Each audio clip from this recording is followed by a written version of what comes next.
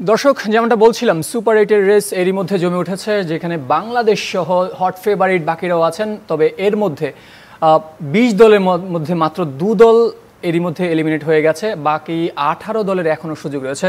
সে ব্যাপারে আমরা কথা বলবো সঞ্জয় সাহা পিএলের সাথে, স্পোর্টস এডিটর, দৈনিক সমকালের। তবে তার আগে আপনাদেরকে জানিয়ে রাখতে চাই, আপনাদের জন্য, আপনাদের নিয়ে আমাদের এই প্রোগ্রাম। চাইলে আপনারাও আমাদের সাথে যুক্ত হতে পারেন, জানাতে পারেন আপনাদের প্রশ্ন কিংবা মতামত অন স্ক্রিনে দেখানো নাম্বারে। পিয়াল ভাই, বাংলাদেশ দিয়ে শুরু করতে চাই। বাংলাদেশ প্রথম ম্যাচটা যেইভাবে জিতলো, তারপরে ম্যাচে সাউথ আফ্রিকার কাছে জিততে হেরে গেল, তারপরেও কিন্তু বেশ ভালো অবস্থানে আছে সুপার 8-এর রেসে। না, সেটাই বললাম যে বলছিলাম আমরা আসলে ইয়ের আগে যে বাংলাদেশ কিন্তু এবার ওয়ার্ল্ড কাপে যে গিয়েছে, বাংলাদেশের কিন্তু টার্গেট যেটা ছিল, ফার্স্ট টার্গেট, তারা শ্রীলঙ্কাকে মানে বিট করা, সেটা কিন্তু হয়েছে। সাউথ আফ্রিকাটা তারা 50-50 ধরেছিল, সেটা হয়নি। বাট নেক্সট যে দুটি ম্যাচ, নেদারল্যান্ডস এবং নেপাল, এই দুটি ম্যাচ কিন্তু আসলে আমাদের জিততে হবে। এই দুটি টার্গেট আমরা করেছি এবং নেদারল্যান্ডস ম্যাচটা এখন খুবই ভাইটাল হয়েছে, কারণ তাদের সঙ্গে আমাদের পয়েন্টের সমান আর কি, আমরা একই পজিশনে আছি। তো কালকের ম্যাচটি যেটা মানে সেন্ট ভিনসেন্টে হচ্ছে, হ্যাঁ, সেটা আসলে খুব ইম্পর্টেন্ট হয়ে যাবে আমাদের জন্য।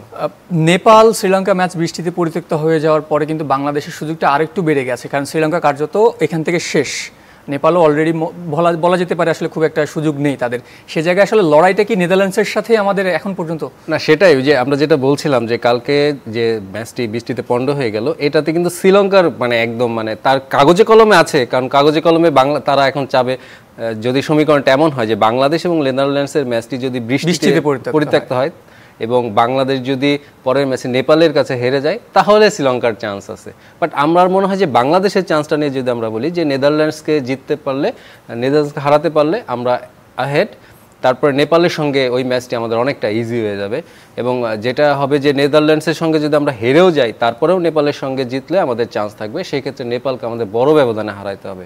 সুপার 8-এর আসলে নাটাইটা এখনো বাংলাদেশের হাতে, নো ডাউট। লাস্ট দুটো ম্যাচ যদি আমরা ব্যাক টু ব্যাক জিতে যাই, কোনো সমীকরণ আমাদের তাকে থাকতে হবে না। কিন্তু প্রশ্ন হচ্ছে, যুক্তরাষ্ট্রে সিরিজ দিয়ে যেই শুরুটা করেছিলাম আমরা সফর দিয়ে, সেখান থেকে কিন্তু বলতে গেলে 90 ডিগ্রি অ্যাঙ্গেল ঘুরে গিয়ে কিন্তু আমরা পারফরমেন্স দেখিয়েছি। আনফর্চুনেটলি আমরা সাউথ আফ্রিকার কাছে হেরে গেছে। ওয়েস্ট ইন্ডিজে কতটা টাফ হবে এই পারফরমেন্সটা ধরে রাখা, দলের মনোবলটা ধরে রাখা? না, সেটাই মানে যেটা মানে যুক্তরাষ্ট্রের পার্টটা আমাদের শেষ হয়েছে, মানে হাফ ছেড়ে বাঁচা আর কি। প্রায় 1 মাসের মতো লম্বা ওখানে আমরা অবস্থান করছি আমাদের দল। তো সিরিজ খেলেছে, দ্বিপাক্ষিক সিরিজ খেলেছে, সেটাতে আমরা হেরেছি। তারপরে ফার্স্ট ম্যাচটা আমরা জিতলাম, পরে হারলাম। তো সব মিলে যুক্তরাষ্ট্রের অভিজ্ঞতাটা অম্লমধুর আর কি, খুব একটা ভালো বলা যাবে না। সেটার থেকে অন্তত হাফ ছেড়ে আমরা এখন সেন্ট ভিনসেন্টে আছে। যেটা হয়েছে, আমি কালকে দেখছিলাম ওই গ্রাফটা, যে মাঠে আমাদের খেলা হবে সেই মাঠে দেখলাম যে 10 বছর পর আন্তর্জাতিক ক্রিকেট হতে যাচ্ছে। মানে লাস্ট 2014 সালে ওইখানে আন্তর্জাতিক একটা ম্যাচ হয়েছিল এবং সেটা ছিল বাংলাদেশেরই, টেস্ট ম্যাচ খেলেছিল। তারপরে কিন্তু ওই মাঠে আর কোনো খেলাই হয়নি আন্তর্জাতিক ম্যাচ। সাধারণত ওইখানে খেলা হয়, আমি দেখলাম যে ওয়েস্ট ইন্ডিজের মহিলা দলের ক্যাম্প হয় ওইখানে উমেন্সদের লিগ চলে, মানে এরকম আর কি। তো এমন একটি মাঠে আমরা এখনও ধাঁধায় আছি, বাংলাদেশ টিমও প্রস্তুতিতে নামেনি। ওইখানকার পিচ কেমন, কেমন, তবে যেটা আমরা আশা করতে পারি অন্তত নিউ ইয়র্কের চেয়ে ভালো হবে। পিয়াল ভাই, এই মুহূর্তে আমাদের সাথে আছেন একজন দর্শক। আপনার নাম জানিয়ে আপনার প্রশ্ন কিংবা মতামত জানাতে পারেন। হ্যালো, আসসালামু আলাইকুম। ওয়ালাইকুম সালাম। আমার নাম মোহাম্মদ আরাফাত সরকার। জি। হ্যালো, আমার প্রশ্ন হলো যে 2 নম্বর রাউন্ডে উঠতে গেলে যে কয়টা করে ম্যাচ জিততে হবে এক একটা দলকে? আপনার প্রশ্নটা আমরা বুঝতে পেরেছি, বোধহয় আমরা এই নিয়ে আলোচনাও করেছি। তারপর যদি সংক্ষেপে যদি আমাদের 3টি করে ম্যাচ জিতলে পরে কনফার্ম, 2টি করলেও যেতে পারে। সেক্ষেত্রে যদি কয়েকটি দলের সমান 2টি জয়ের হয়ে যায়, তখন রান রেট চলে আসবে। বাংলাদেশ যদি নেক্সট 2টা ম্যাচ জিতে, দর্শক, তাহলে বাংলাদেশে আর কোনো মানে অত টেনশনে থাকতে হবে না। কিন্তু তারপরেও যদি একটা ম্যাচ জিতে, তারপরেও সুযোগ থাকবে, সেটা নেদারল্যান্ডসের সাথে আসলে সমীকরণটা বেশি হয়ে যাবে। হ্যাঁ, তখন লাস্ট ম্যাচটি আমাদের নেপালের সঙ্গে যে ম্যাচটি, সেখানে রান রেটের ব্যাপারটি চলে আসবে এবং নেদারল্যান্ডসকে হারাতে হবে শ্রীলঙ্কার কাছে। আচ্ছা, যেখানে ছিলাম আমরা, দীর্ঘ 10 বছর পরে একটা ভেন্যুতে বাংলাদেশ যাচ্ছে এবং যেই ভেন্যুতে বাংলাদেশে খেলে এসেছে সেখানেই বাংলাদেশ শুরু হচ্ছে, মানে একটা ধাঁধার পর একটা ধাঁধা। নিউ ইয়র্কের আসলে নাসাউ কাউন্টি ক্রিকেটের ধাঁধার পর একটা ধাঁধা। আপনি যদি দেখেন এবার টি-20 ওয়ার্ল্ড কাপটা তারা বলছে যে বৈশায়নের একটি ব্যাপার, বাট তারা কি করেছে আইসিসি, আপনি যুক্তরাষ্ট্রে যে খেলাগুলো দিয়েছে আপনি খেয়াল করেন, এশিয়ার দলগুলো ভারত, পাকিস্তান, শ্রীলঙ্কা, বাংলাদেশ, ইভেন নেপাল, তাদের ম্যাচগুলো রেখেছে যুক্তরাষ্ট্রে। But Australia, England, New Zealand, Papua New Guinea এদের ম্যাচগুলো ওয়েস্ট ইন্ডিজ, তারা কিন্তু সব খেলছে ওয়েস্ট ইন্ডিজে। তার মানে কি যুক্তরাষ্ট্রের যে এশিয়ান দর্শকগুলো আছে তাদেরকেই তারা ধরতে চেষ্টা করছে, বাট এটা ধরতে গিয়ে কি করছে, অল্প কয়েক মাসের ভিতর স্টেডিয়ামগুলো তৈরি করেছে, পিচগুলো আনকুকড, মানে সব মিলিয়ে তাদেরকে একটা শ্রীলঙ্কার কথায় যদি বলি, শ্রীলঙ্কা তো অভিযোগই জানিয়েছে, নালিশ করেছে যে আমাদেরকে এটা তোমরা কি করছো, ফ্লোরিডায় আমরা প্র্যাকটিস ম্যাচ খেলে নিউ ইয়র্কে আমরা প্র্যাকটিস করতে পারিনি, ওই সকাল ঘুম থেকে উঠে আমাদের প্রথম ম্যাচে নামতে হয়েছে, নিউ ইয়র্কের পিচটার এই অবস্থা, সব কিছু মিলে মানে সব অভিজ্ঞতা ইয়েগুলো এই এশিয়ান দলগুলোকে নিয়ে করছে, এবং বাংলাদেশ তাদের বিভিন্ন তাদের থেকে মনে হয় বেশি তাদেরকে পরীক্ষা করছে, কারণ যে মাঠটাইতে খেলা হচ্ছে, আপনি যেটা বললাম যে 10 বছর পর সেখানে আন্তর্জাতিক ম্যাচ হচ্ছে, এবং মানে ওয়েস্ট ইন্ডিজের ওইখানে সাধারণত মানে খুব একটা ক্রিকেটের ওই মাঠটাতে খেলা হয় না, তো এমন একটি পরীক্ষায় সবসময় শ্রীলঙ্কা, বাংলাদেশ এদেরকে নিয়েই করা হচ্ছে। সেই জায়গায় বাংলাদেশের আসলে অনেকগুলো চ্যালেঞ্জ উঠতে হবে। এক হচ্ছে আপনার অনেক দিন পরে, দীর্ঘদিন পরে একটা ভেন্যুতে যখন খেলা হচ্ছে, উইকেটটা অনেক বড় একটা ফ্যাক্টর, সেটা কিন্তু আমরা প্রথম দুটো ম্যাচে দেখেছি। বাংলাদেশের আসলে শুধু ভেন্যু ফ্যাক্টরি না, এই মুহূর্তে ব্যাটিংটাও একটা পাজল মনে হচ্ছে আপনার। আসলে যেটা বলবো, এটা নিয়ে তো প্রচুর কথা হয়, আমরাও জানি, তারাও জানে, তারা আমাদের চেয়ে ভালো জানে কি করলে কি হবে। তারপর আমার ব্যক্তিগত ধারণা, আমি এত বছর সাংবাদিকতা করার যেটা আমার এখন মনে হয় যে টি-20 ক্রিকেটের যে ব্যাপারটি চলে আসছে গত 2-3 বছরে, স্মার্ট ক্রিকেট বলে কোচিং ল্যাঙ্গুয়েজে কেউ স্মার্ট ক্রিকেট বলে, সেটা হচ্ছে আপনার ফ্লেক্সিবল, মানে যে কোনো ব্যাটারকে আপনি ওপেনার মানে তার ওপেন করবে এমন না, তাকে আপনি সাথেও খেলাতে পারেন। বাট আমাদের এখানে কি হচ্ছে, আপনি শান্ত 3-এই নামতে হবে, শান্তকে যদিও লাস্ট ম্যাচে ওপেন করা আছে, সাকিব তার পজিশনেই খেলবে, মানে এখান থেকে নড়চড় নাই, এবং এটা করতে গিয়ে কি হচ্ছে আপনার টিমের, আমার মনে হয় যে একটা মানে ওই যে স্মার্ট ক্রিকেট পরিস্থিতি বুঝে যে কোন উইকেট দেখে কোন ইয়েতে, সেটা হচ্ছে না, আমরা ধরেই নিয়েছি সাকিব খেলবেন। লাস্ট ম্যাচে কিন্তু সাকিব মাত্র 1 ওভার বোলিং করেছে এবং রানও করতে পারেনি। হ্যাঁ, তো এইসব ব্যাপারগুলোর থেকে আমরা আসলে সরে আসতে পারিনি। সাকিব প্রসঙ্গ আমি আসতাম, তার আগেই আপনি সাকিবের প্রশ্ন উঠালেন। আসলে শুধু সাকিব আল হাসানের জন্যই না, বাংলাদেশের ক্রিকেটে কিন্তু এই প্রশ্নটা এই মুহূর্তে নতুন বলতে হবে, কারণ সাকিবকে নিয়ে কখনো প্রশ্ন উঠেছে, এটা খুবই রেয়ার একটা প্রশ্ন যে সাকিব দলে থাকবেন কি থাকবেন না, অথবা তার থাকার যোগ্যতা আছে কি না।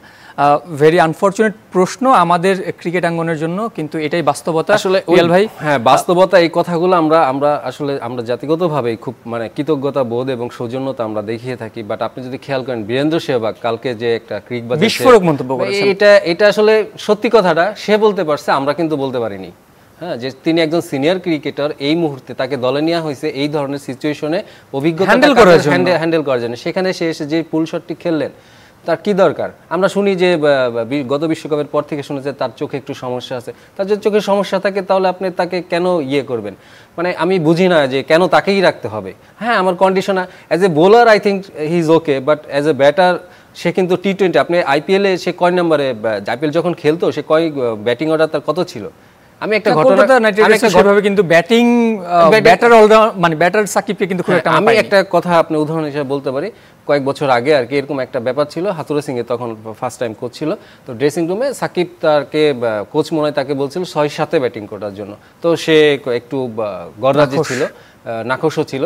তখন কোচ তাকে জিজ্ঞাসা করে যে তুমি যে এখানে করতেছো, তুমি কলকাতাতে তোমার টিম কয় নম্বরে তোমাকে ব্যাটিংয়ে নামাই? তো এই যে ব্যাপারটা, মানে একটা মানে তারকা ইমেজ হয়ে গেলে আমরা আসলে বলতে পারি না, ওই যেটা বললাম সৌজন্যতা, কৃতজ্ঞতা বোধ, এত বছর ধরে খেলছেন, বাট সময় মনে এসেছে আসলে কথা বলার, এবং এটা ম্যানেজমেন্ট যারা আছে নিশ্চয়ই ভাই আমরাও আর কথা বলবো সাকিবকে নিয়ে, বাংলাদেশে ব্যাটিং নিয়ে। তার আগে জানতে চাই আরেকজন দর্শকের প্রশ্ন কিংবা মতামত, আপনার নাম জানিয়ে করতে পারেন।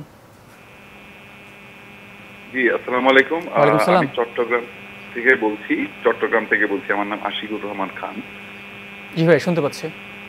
জি, আমার প্রশ্ন হচ্ছে, আমরা আমাদের যে টি-20 টিম, আমি বাংলাদেশ টিম নিয়ে বলছি, আমাদের যে সময়টা আমরা পার করে এসেছি টি-20 টিমটা নিয়ে, সেখানে আমরা কাঙ্ক্ষিত মানের একটা টিমে এখন পর্যন্ত পৌঁছাতে পারিনি।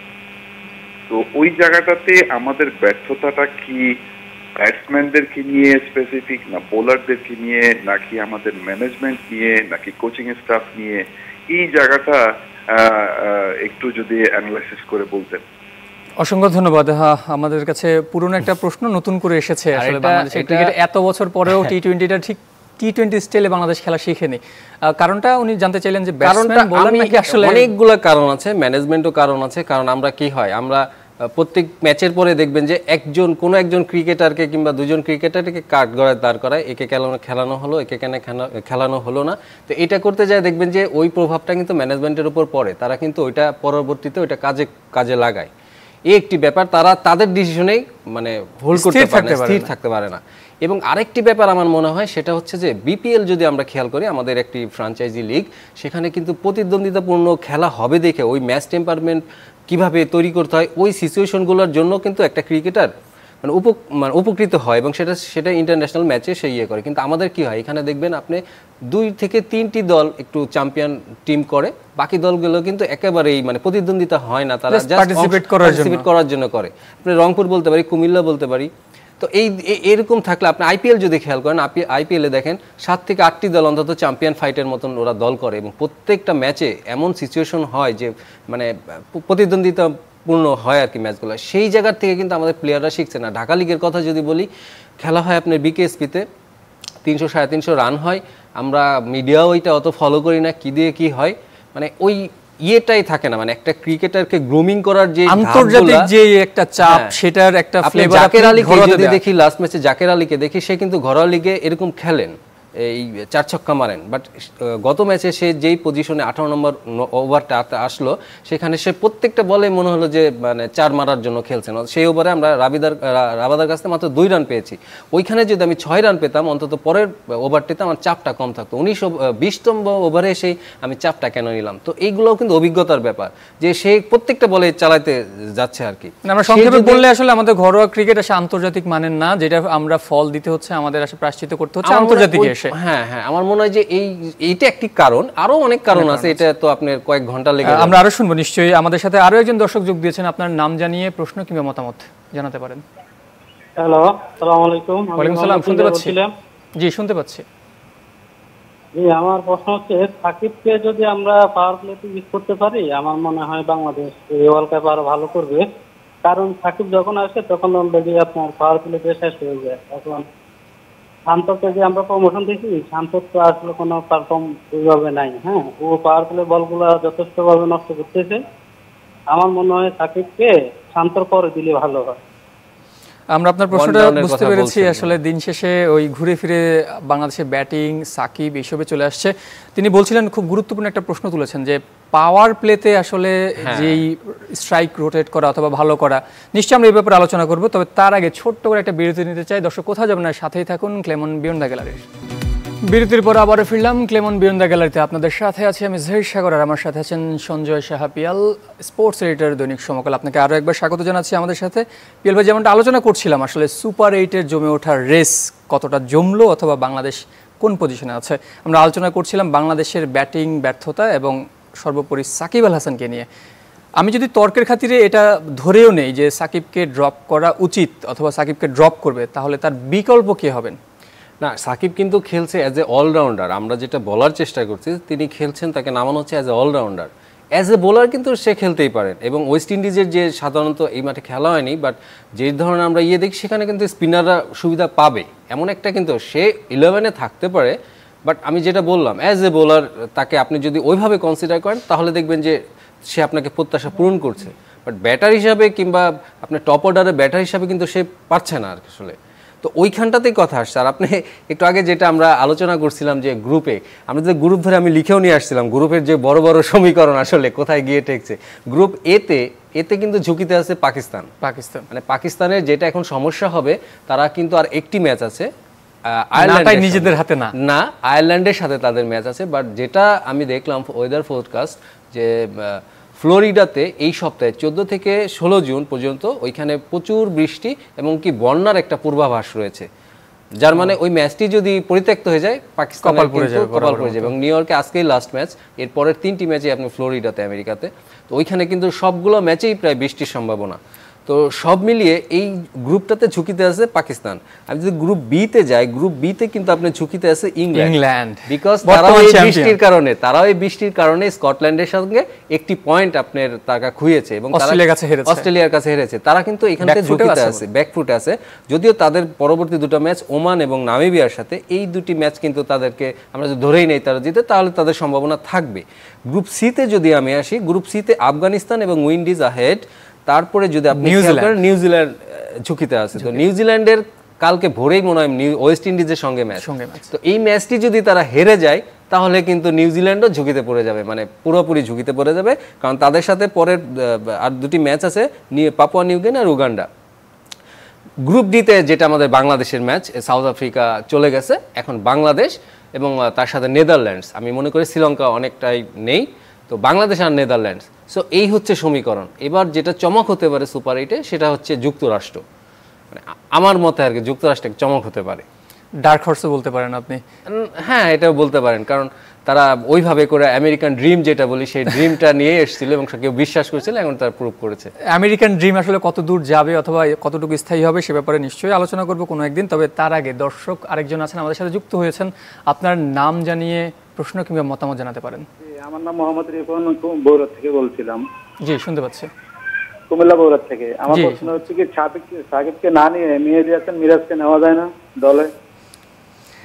এই মুহূর্তে সম্ভব না, কারণ সে রিজার্ভেও নেই আর সাকিব ইনজুরিতেও পড়েননি। মানে আমাদের নির্বাচকরা কি একটা জায়গায় কি ভুল করেছেন কিনা, কারণ কোনো কারণে সাকিবের এই ফর্ম তো হয়তো এখন নিয়ে খুব আলোচনা হচ্ছে, তারপরেও তো একটা মানুষের ইনজুরি হতে পারে, একটা ক্রিকেটারের কোনো কারণে দল থেকে ছিটকে যেতে পারেন, সেই বিকল্প চিন্তা করেও কি মিরাজকে কোনোভাবে রাখা যেত না? মানে পুরনো প্রশ্ন নতুন করে যেটা বললাম, এই নির্বাচন প্যানেল না হয় অন্য নির্বাচন প্যানেল, ইভেন আমরাও যদি থাকতাম প্যানেলে আমরাও কিন্তু সাকিবকেই রাখতাম, নো ডাউট। হ্যাঁ, সেটা না, বাট যেটা বলা হচ্ছে যে মিরাজকে রাখা যেত কিনা, কারণ আফিফকে মনে হয় রাখা হয়েছে, আফিফ এবং একজন পেসারকে রাখা হয়েছে, আমরা যে ওটা করাই যেতে পারতো। আফিফকে যেহেতু আমাদের দলে তিনি গত ওয়ার্ল্ড কাপেও খেলেছেন, এই নেদারল্যান্ডসের বিপক্ষে আমি দেখছিলাম গত 2022 বিশ্বকাপে, যেটা আমরা নেদারল্যান্ডসের সঙ্গে লাস্ট ম্যাচ খেলেছিলাম, সেখানে হোবার্টে কিন্তু আমরা জিতেছিলাম এবং সেখানে আফিফ বেশ কিছু রান করেছিল এবং ম্যান অফ দ্য ম্যাচ হয়েছিল তাসকিন।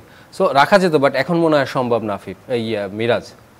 সঞ্জয় সাহেব পিএল, আসলে ওয়েস্ট ইন্ডিজের ভেন্যু কেমন হবে সেটা একটা ধাঁধা, তবে তার থেকে বড় কথা হচ্ছে সেই ধাঁধায় বাংলাদেশি বোলাররা কতটা লেটার মার্ক উঠাতে পারবেন। যদিও আমরা দেখেছি যুক্তরাষ্ট্রে লেটার মার্ক সবাই পেয়েছেন, কিন্তু যতটা নিজেদের কৃতিত্ব তার থেকেও বরং বোধহয় পিচের একটা ব্যাপার আছে।